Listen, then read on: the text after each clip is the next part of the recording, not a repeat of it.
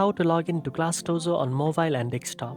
First of all, open the app on your device. On the home screen, you will see the login button in the top right corner of the screen. Next, enter your parent email, teacher email or team leader email. If you want to log in as a student, select I am a student and enter the class code provided by your teacher. Make sure to select the appropriate account type. After entering your registered email, tap continue. Then enter your password and tap continue again.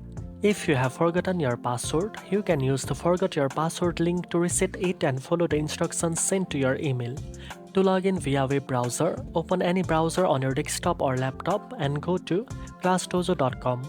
Click the login button in the top right corner, select your account type, parent, teacher, school leader or student and enter your registered email and password. Students may need to enter a class code to access your classroom. Once logged in, you will have full access to your dashboard. On mobile, you can track point, view classroom activities, send and receive messages, and check announcement.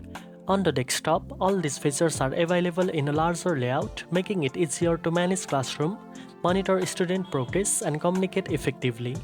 Now you know how to log into ClassDojo on mobile and desktop. If you found this video helpful, don't forget to like, share, and subscribe for more educational tips. Thanks for watching, and I'll see you in the next one.